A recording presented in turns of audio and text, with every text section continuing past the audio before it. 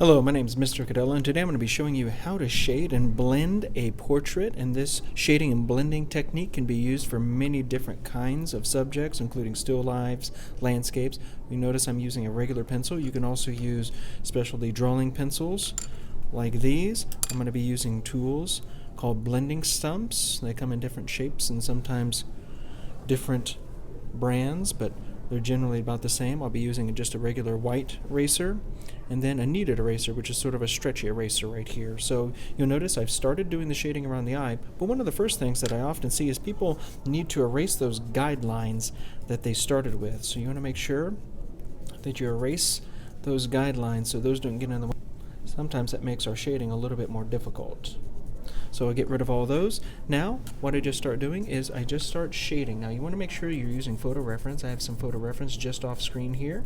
Now, one of the other big things a lot of people make a big mistake on is they think that they only need to shade the eyes, maybe the lips and around the nose, underneath just a little bit, but actually there's a lot of shading. It's just very light shading many times.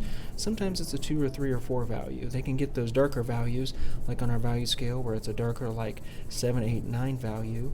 They look for just shadows and they'll shade just the shadows. Like for example, this portrait has a little bit of a shadow right here where the hair is at because the light is coming in from this top direction, top right.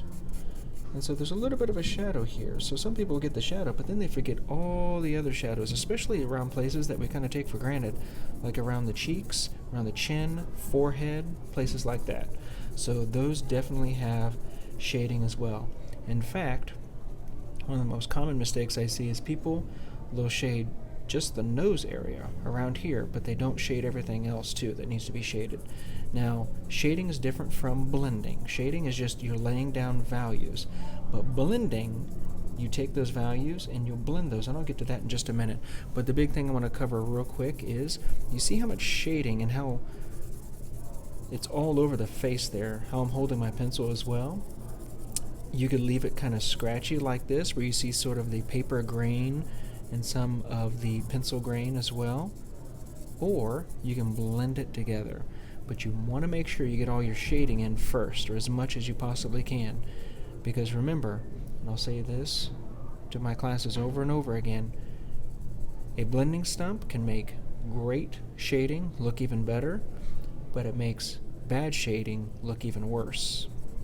So what you want to do is start putting in the shading. I'm not going to finish this right now, but I'll show you how to use a blending stump now.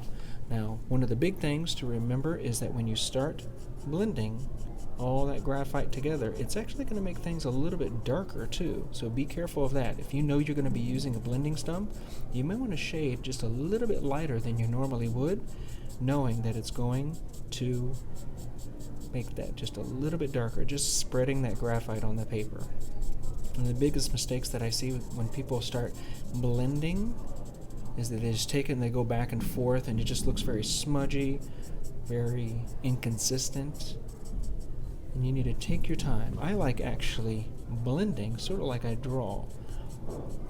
I just take one little part at a time and I go over areas sometimes 4, 5, 6, 7 times just to smooth it all out, just like this. Now, as I do this, sometimes I'll actually go over an area and make it just a little darker because I know there's going to be a highlight on the nose right here. I'll actually make it a little bit darker on purpose. And I'll pause my shading here, grab my kneaded eraser. These are great. If they get really dirty, you could just bend them over, kind of fold them over a little bit, and they kind of clean themselves. And they kind of will contort, they'll shape themselves to what you need. And I can come back in and I can erase that highlight again. You see how I got a little lighter there.